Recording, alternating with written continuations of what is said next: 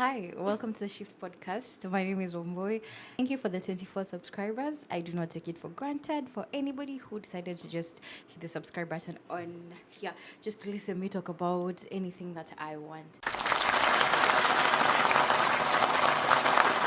Now, according to the title, I have decided to talk about the weight loss procedures that are so prevalent right now in Kenya. And the one thing that has really, maybe for me, that bothered me is one, there has been a lot of commentary online about the procedures because the influencers are doing it in masses, like many of them. If you can right now, if you close your eyes, you can point out one influencer who has done a procedure or maybe has posted about a procedure today. They have realized that some of these procedures or some of these methods of weight loss are being advertised commercially, like a bag of buy one get one free, and then you're going to be thin, or maybe like I saw another ad saying that just for 30,000 you get a pen, and then I think that was for GLP-1.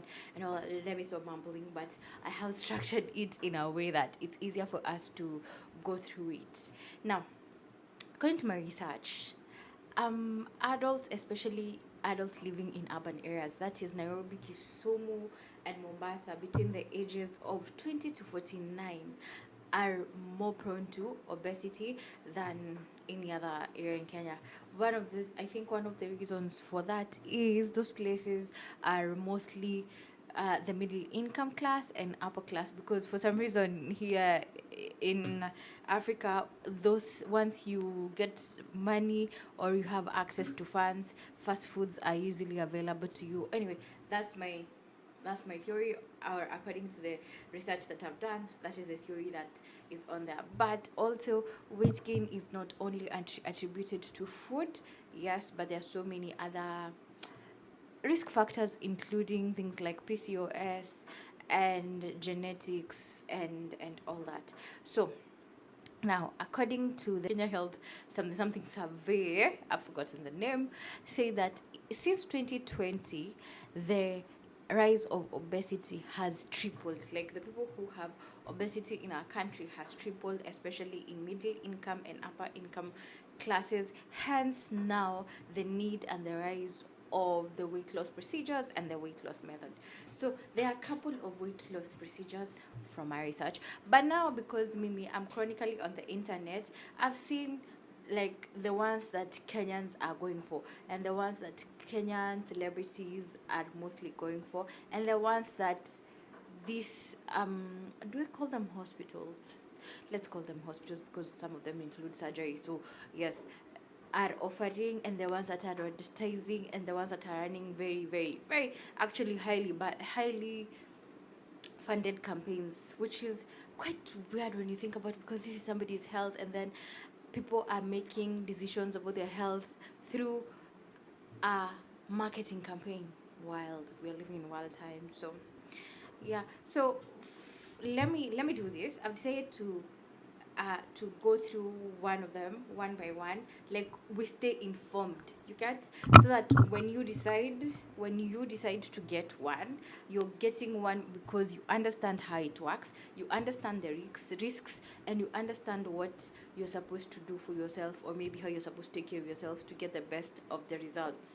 I still have my reservations about these things, but that's not my business, because I've also seen a lot of people castigating the influencers based on how they are going about it. But who am I to throw a stone? Anyway, the first one that has been prevalent and it's surgical in this country is the vertical gastric sleeve. Now, this is a type of surgery that some is where the procedure is like removing 3/4 to maybe almost a lot of the volume of your stomach. Let's call it 3/4. So because it's 75 to 80% of your stomach. So what they do is they cut a stomach. So the idea is that if you have a smaller stomach, you are not going to eat that much. If you have a smaller stomach, you're not going to need like a lot of food. Hence, you're going to be in a position where you're losing weight. You get.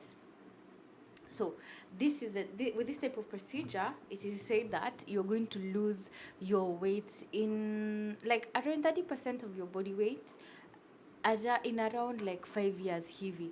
So if you do the surgery today, it's going to take like 5 years for you to get the results that you want.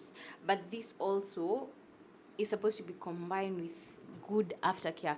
This means that you have to have access to medical personnel. This includes a nutritionist, your surgeon, also to ensure that you do not have any risk, you do not have any side effects, all that.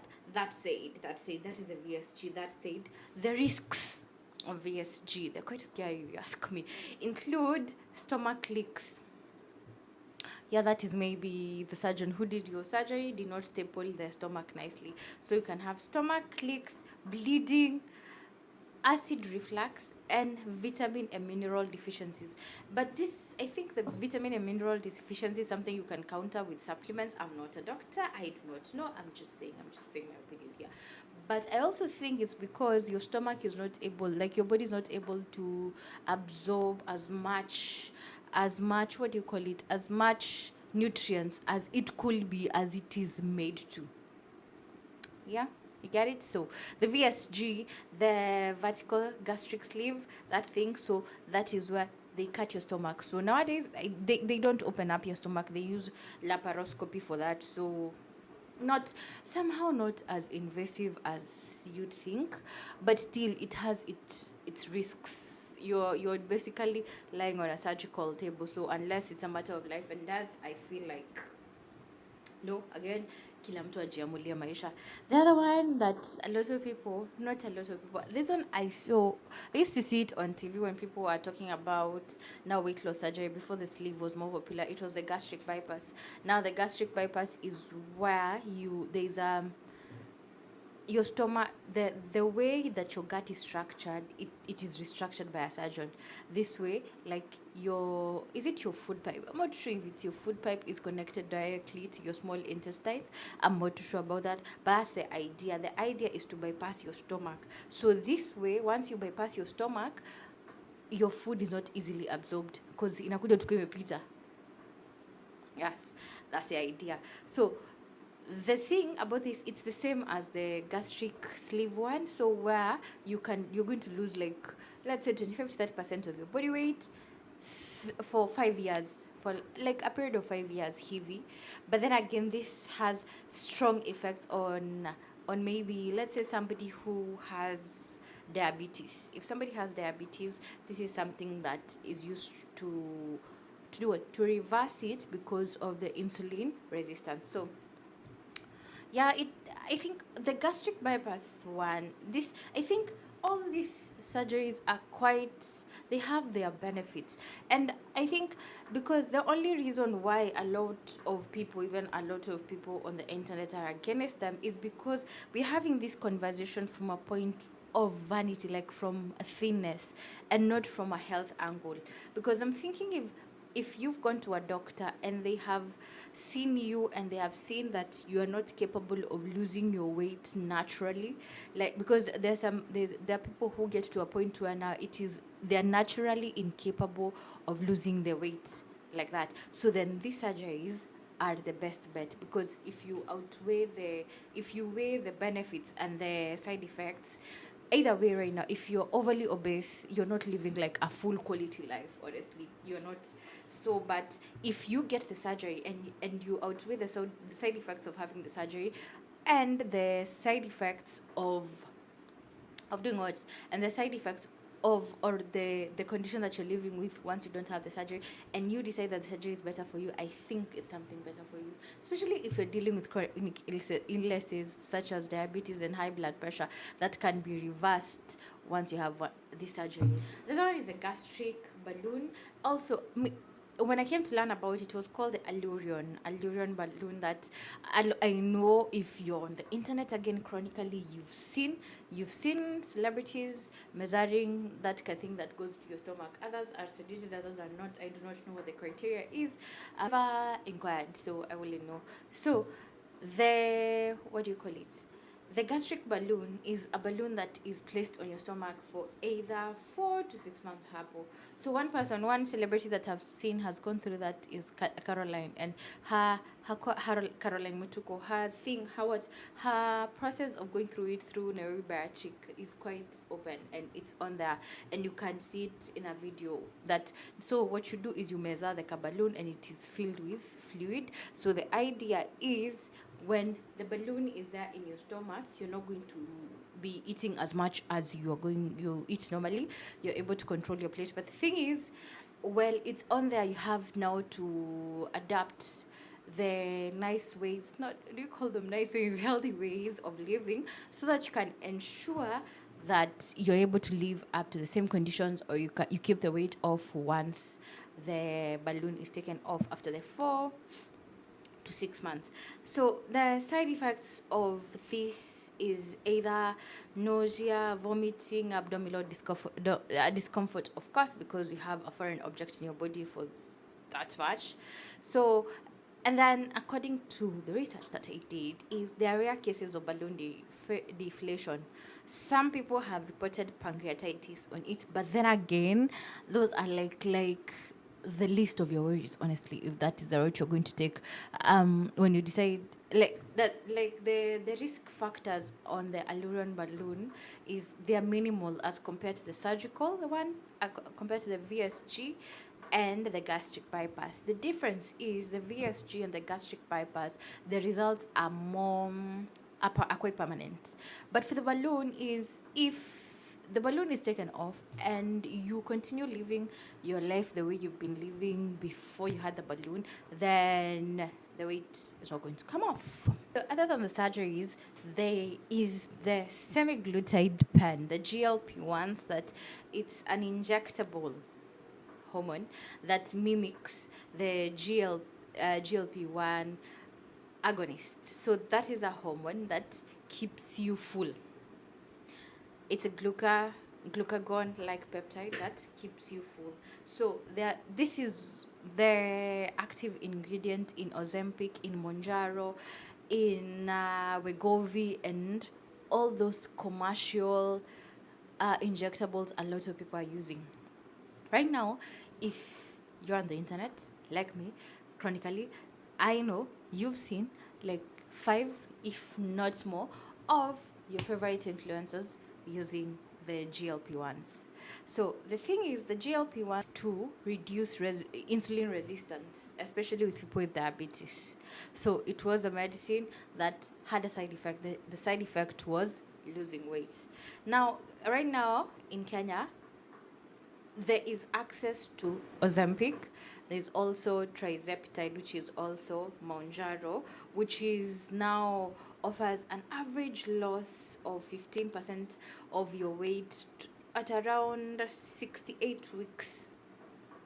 By what it does is it regulates your blood sugar levels, and on top of regulating your blood sugar levels, it ensures that you don't get hungry. So the mode of you not getting hungry is slowing down the digestion of food in your stomach. You get it? So I think the reason why GLP-1, and again, I'm not a doctor, I'm just somebody who's chronically online and reads up stuff. The reason why I think a lot of people who are on GLP-1 experience a lot of either constipation or slowed metabolism, and then there are also reports of stomach paralysis, is because slowing down the action of your stomach now means that even the little food that you're taking is not being digested nicely, so you can even take like a whole week without going to poop. But then again, are you worried about that? Because that's what you really want. You don't want to eat as much. But I feel like the thing about the GLP-1s and the trizepatide, this Ozempics and all that, is they are being overly romanticized, especially by the influencers, because a lot of them are not saying, they do not openly talk about their effects. And also, another thing is that with the GLP-1s, there is an expected result when you're using them, but immediately you stop using them unless you adopt a new lifestyle, like a lifestyle that ensures that you're going to lose weight, your weight can come back and even more. That thing is, I really have an issue with, especially because we know our country. We know our country the way everything is. It's because it has been of overly commercialized. Something that's supposed to work as a medicine is not supposed to be advertised. I'm not supposed to be seeing Instagram ads or any ads whatsoever, or even influencer ads or anything like that. I'm not supposed to be seeing that on my timeline, because then again, I'm going to go to the med spa rather than going to the hospital for me to be given the right one, the right, how can I put it, the right procedure for me to use them, even if that's the goal at the end of the day. The GLP-1s deliver significantly greater weight loss compared to diet and exercise program, but they're going to require you to use them to sustain the results. Like if you lose weight using the GLP-1s, you're going to be required now to use exercise and diet to sustain the results. Otherwise, you ain't doing shit. You're just going around in circles. I don't know. I think it's because I watched a breakdown by Lynn Ngugi when she was talking about the effects, including blindness, kidney problems, and all that, for using GLP-1s and everything. And I understand the outrage. I'm not for the idea of commercializing medicine and also making something that's supposed to be for people's health, especially people with diabetes, something like that. I'm not for it being overly commercialized. However, I'm of the opinion that if you use it as a patient, let's for weight loss, let's say for example has been has been diagnosed with obesity and all that. So currently the life that they're living is not a quality lifestyle, right? But if they use the Ozempic, they are going to maybe manage their weight, but they're still going to experience the side effects. But right now, while they're still that in the excessive weight zone, they have very bad symptoms of their excessive weight. So if you weigh some of these things, I feel like you can see why people are using GLP-1s. I think when when you take away the medical part of it all, when you take away the what can you put, when you take away the veil of everyone being bitter and about the way the influencers are marketing all these weight loss procedures, there is a need for us to have a conversation of the sudden need for thinness, especially in women, because if you're being honest, a lot of people are chasing these things because of thinness. They're not chasing them because of health.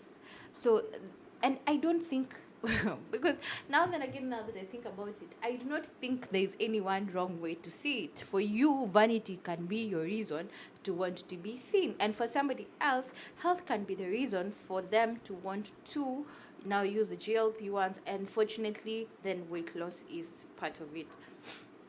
But the conversation that is right now here in our country is less of the health, or less of that, and more of everybody wanting to be thin. And now thin is in. Now we are away from. Now we're going to get to the BBLs and the lipos and all that, because also. Contrary to what a lot of people think, liposuction is not a weight loss procedure. It's just a cosmetic procedure. It's just that.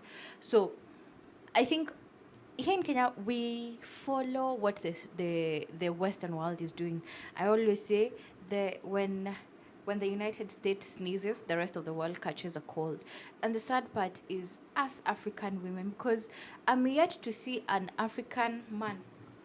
I'm yet to see a man who is advertising any of these GLP ones. And I'm not saying the ones who the Akina Big Ted and who went through gastric sleeve, and who do you call this other guy who was in Citizen? I've forgotten his name. I'll remember him.